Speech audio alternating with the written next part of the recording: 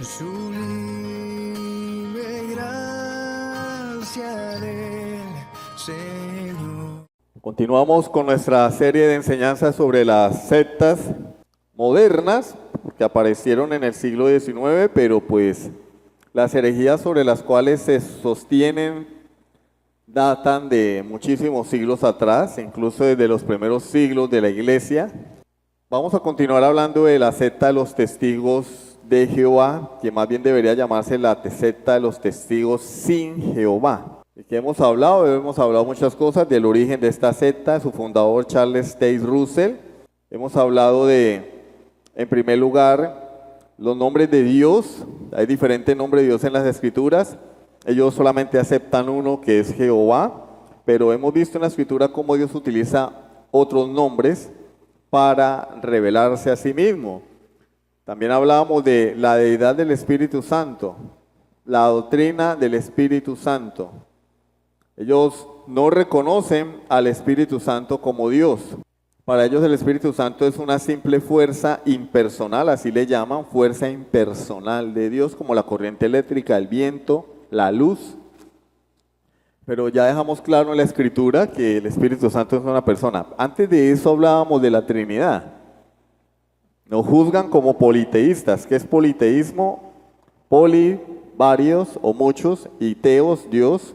Ellos dicen que nosotros creemos en varios dioses porque creemos en tres dioses, el Padre, el Hijo y el Espíritu Santo, lo cual es falso porque nosotros creemos en un solo Dios. La Biblia dice que hay un solo Dios, Deuteronomio 6:4.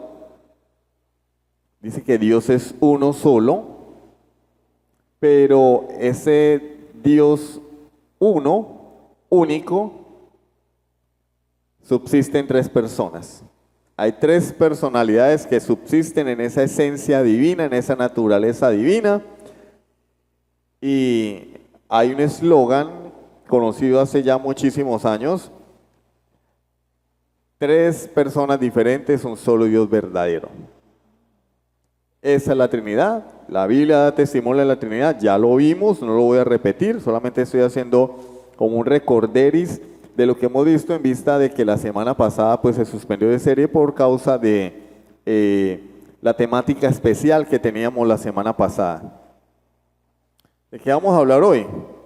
Bueno, decíamos que el Espíritu Santo es una persona, en primer lugar es Dios, es una persona porque tiene intelecto, emociones, voluntad y hace cosas que una persona puede hacer. Solo una persona puede enseñar, solo una persona puede testificar, solo una persona puede dar órdenes y comisionar, solamente una persona puede interceder. Se requiere eso, se requiere que para cumplir estas actividades haya una personalidad detrás. Los animalitos no pueden hacer esto, tiene que haber una persona. Dimos los textos y la Biblia nos deja claro que el Espíritu Santo, además que es Dios, es una persona como el Padre y como el Hijo. Pero el ataque de los testigos de Jehová no queda ahí. No queda ahí. El ataque de los testigos de Jehová contra las Sagradas Escrituras no se detiene solamente en el tema de la Trinidad del Espíritu Santo, sino que va aún más allá, va hacia uno de los fundamentos principales de nuestra fe cristiana. Yo podría decir que es el principal fundamento de la fe cristiana, la deidad de Jesucristo. Hoy vamos a hablar de la doctrina de Jesucristo para los testigos de Jehová. ¿Quién es Jesucristo para los testigos de Jehová? ¿Quién es Jesús para los testigos de Jehová? Y a través de la Escritura vamos a iniciar una especie de refutación a lo que ellos creen. ¿Qué creen los testigos de Jehová acerca de Jesús? Que fue creado por Dios. Jesús, para los testigos sin Jehová, es una criatura igual que tú, igual que yo. La diferencia es que es una criatura celestial, es el arcángel Miguel. Para los testigos sin Jehová, Jesús es un Dios inferior, es el arcángel Miguel, creado por Dios antes de que existiera el mundo físico. Antes de Dios crear el universo, primero creó al arcángel Miguel. ¿Cómo la ven? Fantasías animadas de ayer y de hoy, los Looney Tunes. Ahora, ¿enseña eso la Escritura? ¿De dónde sacaron esto? ¿Por qué creen esto? Porque ese afán por destruir los fundamentos de la fe cristiana que a lo largo de los siglos Dios ha preservado ante las amenazas y los ataques de Satanás, utilizando estas herejías propagadas por los falsos profetas o heresiarcas. ¿De dónde sacaron eso? Bueno, el primer proponente de esta creencia fue Arrio, un obispo. Este hombre, al no poder entender el misterio, no entenderlo con la fe, ¿no? El misterio de la doble naturaleza de nuestro Señor Jesucristo, se fue al extremo y afirmó que Jesús no era Dios esencialmente, que Él era Dios, pero no esencialmente Dios, no coesencialmente. ¿Qué quiere decir co? Igual. O sea, Jesús es Dios, sí, pero es un Dios inferior. Es un Dios creado por el Dios Jehová. No es coesencial. ¿Qué es coesencial? De la misma esencia y naturaleza de Dios. Eso fue calificado como una herejía en el Concilio de Nicea en el año 325 después de Cristo, siglo IV. Fue condenado como hereje. Sus seguidores condenados como herejes, pero el daño ya estaba hecho. Esta herejía se propagó por toda la iglesia católica de Oriente, la iglesia ortodoxa. En aquella época se conoció como iglesia ortodoxa griega, que es la misma iglesia ortodoxa rusa de hoy. Ellos no creen en la deidad de Jesucristo. El mundo se dividió en dos a partir del finales del siglo IV, inicios del siglo V. El mundo comenzó a dividirse en dos: el mundo conocido, el mundo civilizado, entre los que creían en la deidad de Cristo, los católicos que creían en la deidad de Cristo. Cuando hablo de católicos hablo de la iglesia universal, no del romanismo, porque el romanismo no existía en aquella época. Había una sola iglesia que era la católica. Desde Cristo hasta finales del siglo IV, había una sola iglesia, era la iglesia católica, porque católico significa universal. Entonces no existía el romanismo, existía la iglesia católica. La iglesia católica se dividió en dos, sufrió una ruptura por causa del arrianismo. Iglesia ortodoxa y la iglesia romana. Y ya Roma pues comenzó a hacer negociaciones con políticas para preservarse, porque la mayor parte del imperio, la parte oriental, era arriana. Sostenían una teología arriana. Pero históricamente esto fue calificado como una herejía. Rescatada en el siglo XIX, que es el siglo de las herejías modernas, el nacimiento o renacimiento de las sectas, a través de este señor Charles T. Russell, que derivó su enseñanza de la secta adventista. Recuerden que él fue presbiteriano, entró en confusión, después se empapó de religiones orientales,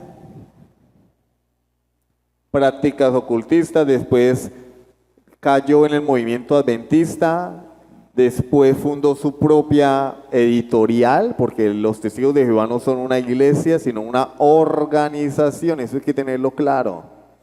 No son una iglesia, ni siquiera ellos mismos se llaman iglesia. Y nosotros dijimos, la iglesia, los testigos no son iglesia, quitémosle ese nombre porque no son iglesia. No, ni siquiera ellos mismos llaman iglesia, eso llaman una organización, una editorial. La Torre del Vigía o el Atalaya, como la quieran llamar. Son una empresa que vende literatura, promueve literatura supuestamente cristiana, pero nada más alejado de la realidad.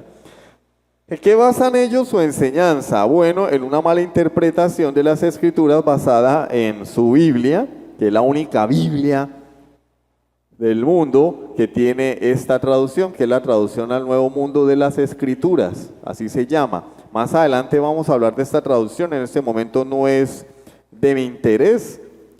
En las siguientes reuniones hablaremos del origen de esta traducción. Por el momento no vamos a entrar en ese tema, vamos solamente a citar los textos de la Biblia de los Testigos de Jehová, que es una Biblia adulterada, entre todas las Biblias, las traducciones que usted pueda escoger, esta es la única que tiene este tipo de alteraciones.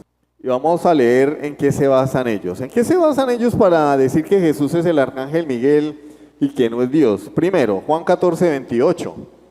Vamos a Juan 14, 28, por favor. Allí el Señor Jesucristo, en su despedida a los discípulos, allá está en el aposento alto, la noche que iba a ser entregado, el famoso Jueves Santo por la noche, después de lavar los pies de sus discípulos, y el Señor se está despidiendo de sus discípulos. Allí dice Juan 14, 28, oyeron que les dije, vea, les estoy leyendo la traducción al Nuevo Mundo de las Escrituras, no está en la Reina Valera ni las Américas, estoy leyendo la Biblia, los testigos en Jehová. Oyeron que les dije, me voy y volveré a ustedes, si me aman les alegrará que vaya al Padre, porque el Padre es mayor que yo. En esto, este versículo coincide totalmente con las traducciones que nosotros utilizamos, la Reina Valera sobre todo, es casi exactamente igual. Reina Valera también dice, el Padre es mayor que yo, el Padre mayor es que yo, lo dice Reina Valera. Entonces ellos dicen, si Jesús confesó que el Padre es mayor, es porque Él es inferior, ¿sí o no? Y no hay que ser un genio para entender o sea, hacer esta deducción. Si Jesús dice, el Padre es mayor que yo, pues Jesús se está colocando en un lugar de inferioridad, obvio. Y si solamente tuviéramos en nuestras Biblias Juan 14, 28, o sea, si no hubiera más, pues podríamos decir, oiga, sí, Jesús es inferior al Padre. Jesús no es Dios como el Padre, porque mire, Él dijo que era inferior. Pero el problema es que tenemos todo el resto de las Escrituras. Entonces, vamos a Juan capítulo 5, versículos 17 y 18. Allí mismo en el Evangelio de Juan. ¿A qué se refería Jesús cuando dijo que el Padre es mayor que yo? Juan capítulo 5, versículos 17 y 18. Él hablando con los judíos. Jesús hablando con los judíos. Recordemos que en el Evangelio de Juan Jesús tiene todas las confrontaciones posibles con los judíos, con los fariseos, pero incluso los mismos judíos querían matarlo. Pero Él les contestaba, dice, mi Padre hasta ahora sigue trabajando y yo también sigo trabajando, a los que no les gusta trabajar. Dice el versículo 18, a raíz de eso, estoy leyendo la Biblia de los Testigos sin Jehová, ¿no? Oído. A raíz de eso, los judíos se esforzaron todavía más por matarlo, porque además de no respetar el sábado, llamaba a Dios su Padre, ¿qué dice? No sé si lo alcanzan a leer, haciéndose igual a Dios. Y los testigos sin Jehová fueron tan minuciosos en hacer esta traducción que pasaron por alto este versículo. Este versículo nos dice, según la Biblia de los testigos sin Jehová, que Jesús es Dios. ¿Por qué? Porque el Evangelio de Juan, que está en la Biblia de los testigos sin Jehová, nos dice que cuando los judíos oyeron a Jesús decir que Jehová era su Padre, que Dios era su Padre, se estaba haciendo igual a Dios y por esa razón lo querían asesinar. Juan nos está contando eso en las Escrituras. En la Biblia los testigos sin Jehová, Juan nos está diciendo, oiga, alguien podría decir, venga, pero ¿por qué querían matar a Jesús? ¿Por qué tanta animadversión hacia Jesús? Y Juan dijo, pues claro, no es que cuando él dijo, mi Padre trabaja y yo trabajo, al llamar a Dios su Padre se estaba haciendo igual a Dios, por eso lo querían matar. Y leemos eso en Reina Valera y leemos eso en la Biblia de los Testigos sin Jehová. Entonces pareciera que a ellos se les olvidó o no les quedó mucho tiempo. Bueno, a ellos no, porque ellos no fueron los que hicieron esta traducción. Me les estoy adelantando. Un señor llamado Grebel, que tiene una esposa que practica, un obispo llamado Grebel, que tenía una esposa que practicaba el ocultismo y era medium. Dice que un espíritu lo inspiró para hacer esta traducción.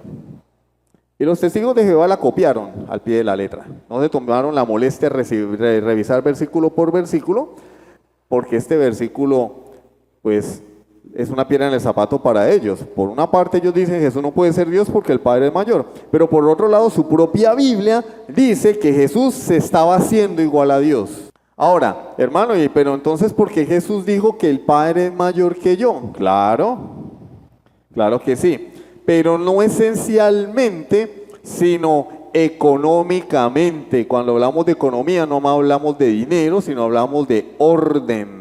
Esto es conocido como subordinación económica. En la economía de la Trinidad hay un orden. Hay un orden, pero no hay superioridad. Vamos al matrimonio. En el matrimonio no hay superioridad. En el matrimonio, en dignidad y en valor ante Dios y ante la humanidad, el hombre y la mujer son iguales. No vale más. ¿Qué vale más, la vida de un hombre o la de una mujer? Bueno, hoy vale más la vida de una mujer porque si un hombre mata a una mujer lo meten 50 años en la cárcel y dicen feminicidio. Ahora, si una mujer mata a un hombre la dejan libre. Dicen en defensa, por algo hizo, ¿no? ¿Quién sabe qué le hizo la mujer que lo mató? Esa es la realidad. Pero es una realidad torcida, depravada, en la que nos estamos sumergiendo de manera vertiginosa por causa del pecado.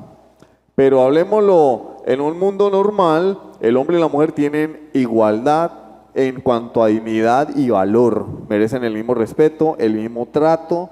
Pero en el hogar, la Biblia dice que el hombre es cabeza de la mujer. Lo vimos la semana pasada, la Biblia lo enseña. ¿Por qué? Porque debe haber un orden. Debe haber un orden. Imagínense un cuerpo sin cabeza. Entonces debe haber un orden.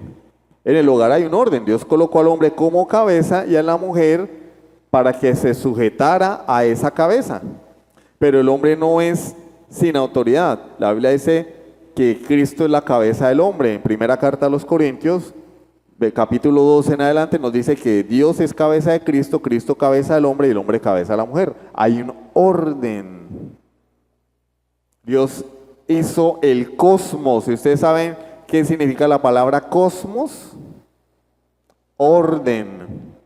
Cuando nosotros miramos al cielo y decimos, miren el cosmos, estamos diciendo, miren el orden de Dios. Él no creó un desorden, Él creó un orden.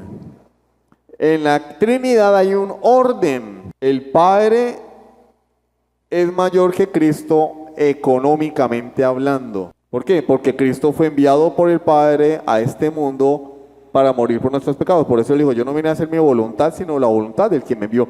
En su ministerio terrenal, Cristo se subordinó al Padre, se sujetó al Padre, porque recordemos que según la Escritura, Jesucristo se despojó a sí mismo, Filipenses capítulo 2. Se limitó a sí mismo cuando asumió nuestra naturaleza humana, nuestra forma. Entonces, no es inferior al Padre, sino que por causa del plan de salvación, Él se subordinó al Padre. En obediencia al Padre vino a morir por nosotros. Desde la eternidad el Padre le ordenó a Jesucristo que viniera a morir por nosotros. Y en el estado de humillación Cristo se humilló para venir a morir por nosotros. Es en ese sentido que él dice, el Padre es mayor que yo, pero no esencialmente. Vuelvo y repito, como en el matrimonio. La mujer se sujeta al hombre, porque él es superior, no, por cuestión de orden. Orden. ¿Ya quedó claro eso? Vamos a continuar. Sigamos con el siguiente, sí, claro. Marcos 13:32. Marcos 13:32, otro texto de la Escritura que los testigos de Jehová presentan como un argumento para desmentir la deidad de Jesucristo. Ellos dicen, no, Jesús no es Dios. ¿Y por qué Jesús no es Dios? Miren lo que dice Marcos 13:32. Bueno, vamos a Marcos 13:32. Dice Marcos 13:32, ahora bien, el día o la hora, hoy estoy leyendo la Biblia de los testigos sin Jehová. Ahora bien, el día o la hora no lo sabe nadie, ni los ángeles en el cielo, ni el Hijo, solo el Padre, tal cual como también lo dice Reina Valera. Miren, ¿sí ve? Jesús no conoce el día de su segunda venida ni del fin del mundo. Solo lo sabe Dios. O sea que Jesús no es omnisciente, según los testigos sin Jehová. Jesús no es Dios, porque Jesús, si fuera Dios, sabría todas las cosas. Él sabría todas las cosas si fuera Dios. Bueno, vamos al resto de la Biblia, porque no podemos... La Biblia no es una colección de versículos, como nos enseñaron en cierta congregación. No, la Biblia es un libro que tiene un tema compuesto por 66 libros, 27 del Nuevo Testamento, 39 del Antiguo. Cada libro tiene su propio tema. En el Nuevo Testamento cada carta tiene su propio tema. Como alguien dijo, las cartas del Nuevo Testamento son cartas. La separación en capítulos y versículos se las pusimos nosotros. Pero el que escribió la Biblia, cada libro de la Biblia, nunca escribió ni capítulo ni versículos. Escribió sencillamente. Y lamentablemente, aunque la separación en capítulos y versículos nos ha servido muchísimo, nosotros, por causa de nuestro pecado, debilidad e ignorancia, destruimos cada unidad de pensamiento que hay en los diferentes libros y cartas de la Biblia. Y entonces pensamos que un versículo está divorciado del resto de la Escritura.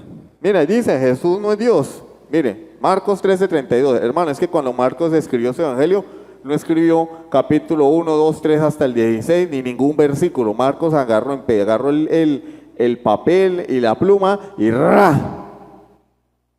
escribió todo. Escribió todo. Pablo escribió los 6 capítulos de Efesios de una sola. Era una carta. Era una carta, se leía de corrido. Pensamos que el capítulo 1 habla de una cosa, el 2 de otra, este versículo habla de una cosa, este de otra. No, hermano, le hemos hecho un daño muy grave a la Biblia, así nos enseñaron lamentable. Esto de la Escritura, vamos al resto de la Biblia. La Biblia tiene una unidad y la Biblia se interpreta a sí misma. Juan 16, 29. Es la misma Biblia de los testigos sin Jehová, ¿no? Sus discípulos le dijeron, ahora sí que hablas claro, sin usar comparaciones. Ahora sabemos que lo sabes todo. Estoy leyendo la Biblia de los testigos de Jehová, ¿no?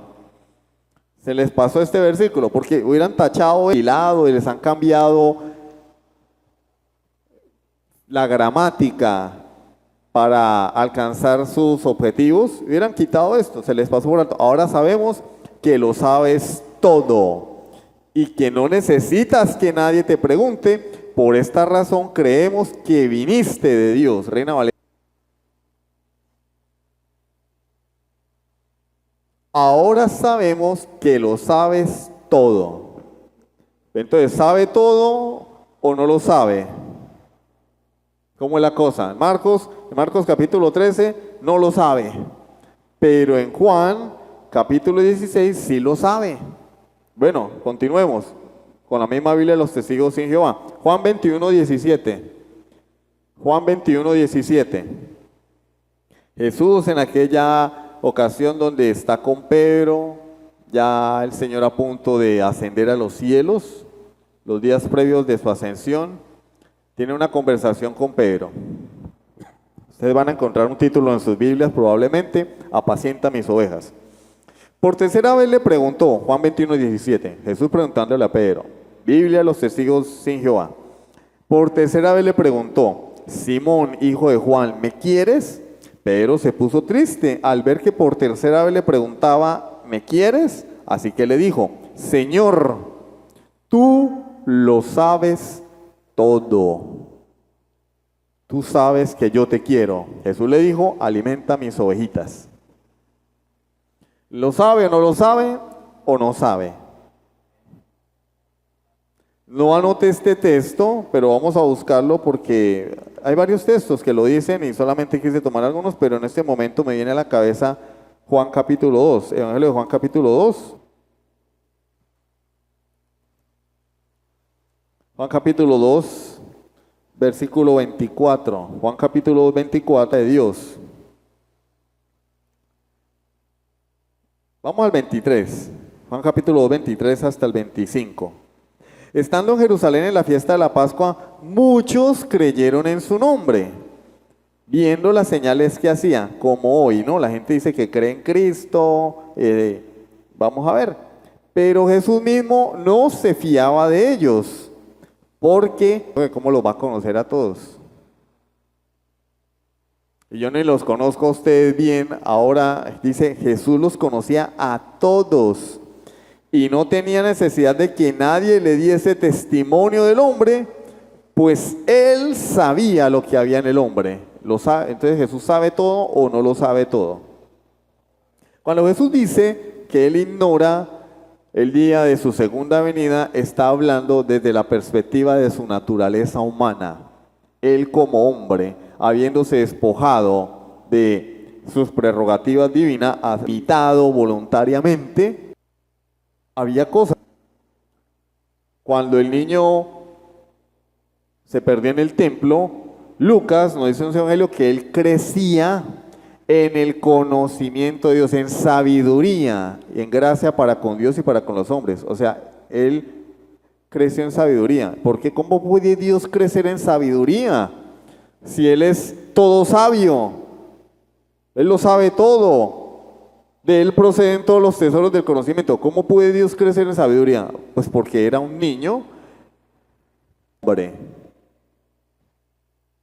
el Hijo de Dios encarnado, verdadero Dios, verdadero hombre. Una forma deficiente de expresarlo es cuando decimos 100% Dios, 100% hombre, que es incorrecta. La forma más correcta es verdadero Dios, verdadero hombre. Pero ese niño creció, tuvo que aprender, tuvo que instruirse como hombre. ¿Por qué? Porque él se limitó, se despojó para vivir como nosotros. Desde esa perspectiva había cosas que Jesús no sabía, había cosas que Jesús no podía hacer. Como estar en todas partes. Si es Dios, ¿por qué no está en todas partes? Porque está en un cuerpo humano. Tuvo hambre, tuvo frío. Había cosas que ignoraba. Pero en aquellos momentos donde nos mostraba el resplandor de la gloria eterna de Dios, lo que llamamos milagros, hacía cosas que solo Dios puede hacer. Resucitar muertos, sanar enfermos, caminar sobre el agua, reprender la tempestad, echar fuera demonios. Y el saber el corazón del hombre también es parte de estas acciones milagrosas que Jesús llevó a cabo. La Biblia nos dice es que muchas personas venían a Él afirmando creer en Él, pero Él no confiaba en la palabra de ellos porque Él conocía que Dios lo puede hacer. Pero como ¿sí? Apocalipsis 3:14. Entonces ellos dicen, no, Jesús es el primer ser creado. O sea, Él no es Dios, Él no sabe todas las cosas, no es omnisciente, ya demostramos que sí, pero Él tampoco es el creador, Él es un ser creado. Y van a Apocalipsis 3:14 como fundamento de esta afirmación y dice la Biblia, los testigos sin Jehová, escríbele al ángel de la congregación de la Odisea, esto es lo que dice el amén, el testigo. Miren que en nuestra Biblia dice la iglesia, ¿no? Ellos dicen congregación, ¿no? Entonces, congregación puede ser un grupo de hinchas en un estadio, ¿no? ¿Cierto? Se congregaron en un estadio para animar a su equipo de fútbol, no dice iglesia. Esto es lo que dice el amén, el testigo fiel y verdadero, el principio de la creación de Dios. Entonces ellos dicen, ¿sí ven? Jesús es el principio, es decir, el primer ser creado.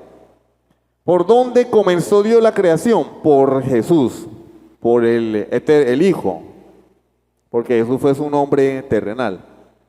Por el Hijo. ¿Por dónde inició Dios? Por el Hijo. Bueno, ¿qué vamos a hacer? Vamos a crear. ¿Sí? Bueno, vamos a crear un ser divino. Le voy a poner Miguel. Algún día se volverá Jesús. Eso es lo que dicen ellos, porque dice el principio de la creación. Pero resulta que la palabra griega que aparece allí para principio, si Juan, la Biblia de los testigos sin Jehová, ¿no? Si Juan hubiera querido decir que el Hijo era el primer ser creado, hubiera utilizado la palabra griega protoctistos, que es la palabra que aparece allí. Protoctistos. Protoctistos. ¿Qué significa protoctistos? Primer ser creado. Eso es lo que significa protoctistos. Entonces Juan hubiera dicho que Jesús o que Cristo era el protoctistos, el primer ser creado, pero en lugar de utilizar esa palabra, utilizó otra palabra griega, que es la palabra arge, que significa gobernante, dignidad, origen o fuente, la fuente de donde proceden todas las cosas. Entonces, en ningún momento a Juan se le pasó por la cabeza decirnos que Jesucristo era el primer ser creado. Todo lo contrario. La palabra arge nos dice que Él es la fuente, la causa de todas las cosas que existen. Gobernante de la creación. ¿Bien? Al menos hubieran cambiado la palabra en griego, ¿cierto? Hubieran tomado esa molestia. Colosenses 1:15, otro texto que ellos tuercen para desestimar la Colosenses 1:15. Ellos dicen: Él es la imagen del Dios invisible, el primogénito de toda la creación, exactamente como está en Reina Valera igual, ¿sí? Reina Valera dice lo mismo. Él es la imagen del Dios invisible, el primogénito de la creación. Acá dice el primogénito de toda la creación y nosotros entendemos por primogénito que es el primer niño que nace en la familia. ¿Qué es primogénito? El primer niño que nace en la familia. El hijo mayor. El primogénito, ¿sí? Porque es el primero, ¿sí? Primogénito, el primer nacido. Ahora bien, Pablo, si hubiera querido decir que él era el primer niño o el primer ser creado o el primer nacido o el primer creado por Dios, pues hubiera dicho protoctistos. Hubiera utilizado la palabra protoctistos. Y se hubiera traducido como primogénito. El problema es que nuestro idioma pues tiene una sola palabra, primogénito. ¿Cuál es el primero? El primogénito. Pero en griego hay varias, protoctistos. Y la que Pablo utilizó, protótocos. Pablo no utilizó protoctistos, primer ser creado. Pablo utilizó protótocos, que significa primogénito en. El primogénito para el mundo oriental, más que el primer nacido, era el rango. Era el más importante. Y Pablo lo señala acá. ¿Qué es Jesucristo? El más importante, el preeminente, quien tiene el rango superior en toda la creación. No hay nadie como Él. No está diciendo que Él es el primer ser originado que existe. El número uno, o como se dice en inglés, el number one. Él es dice Pablo más adelante, para que en todo tenga la preeminencia. O sea, Él es el primero, la prioridad, lo más importante. Eso es lo que está diciendo Pablo. Él no está diciendo que Él es el primer ser creado. Colosenses 2:9. También se les olvidó adulterar este texto, lo pasaron por alto.